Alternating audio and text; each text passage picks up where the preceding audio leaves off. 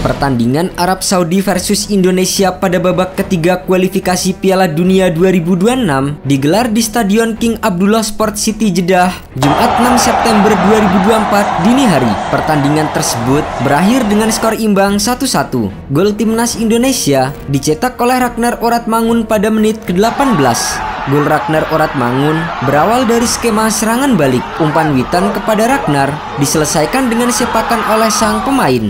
Sementara gol Arab Saudi dicetak pada masa injury time babak pertama lewat sepakan Musab Al-Juair yang tidak bisa dihalau oleh Martin Paes. Pada babak pertama, timnas Indonesia bermain dengan cukup tenang. Sementara Arab Saudi terlihat tampil penuh beban dan tidak lepas. Di menit keempat, kiper debutan Martin Paes sempat menunjukkan skill yang membuat gemuruh supporter timnas Indonesia di stadion. Mendapatkan umpan back pass, Martin Paes dengan tenang mengecoh salah satu pemain Arab Saudi. Pada menit ke-18, berawal dari skema serangan balik, kerjasama apik antara Rafael Struijk, Witan Sulaiman dan Ragnar Oratmangun berakhir dengan bobolnya gawang Arab Saudi. Tertinggal satu gol membuat Arab Saudi meningkatkan intensitas serangan. Pada menit ke-28, Arab Saudi mendapatkan peluang emas. Namun, sepakan Mohamed Kano masih melebar dari gawang Martin Paes. Hingga pertengahan babak pertama, timnas Indonesia mampu mengimbangi permainan Arab Saudi.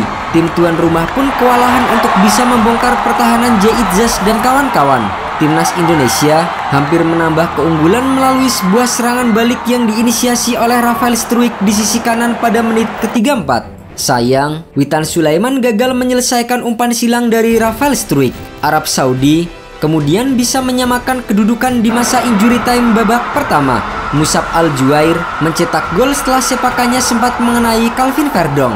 Memasuki babak kedua, Arab Saudi langsung meningkatkan intensitas serangan. Peluang pertama langsung dibukukan oleh pemain pengganti Abdul Rahman Garib pada menit ke-46.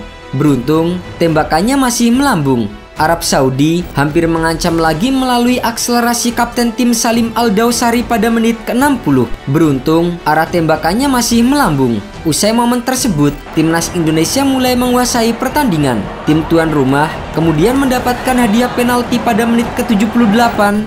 Usai Martin Paes melakukan blunder saat menggiring bola dan akhirnya menjatuhkan Feras Albrikan. Salim Al-Dawsari yang maju sebagai eksekutor gagal menaklukkan Martin Paes. Skor pun tetap 1-1. Martin Paes kembali menunjukkan kelasnya dengan menahan sepakan Kano dari luar kotak penalti.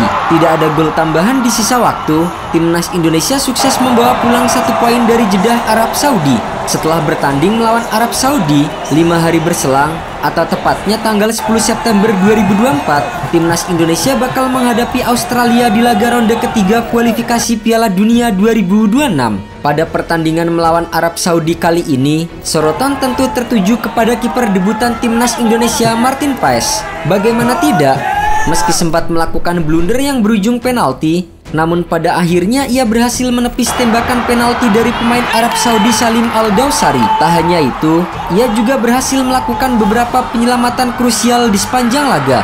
Penampilan apik Martin Paes bisa dibilang sebuah hal yang lumrah.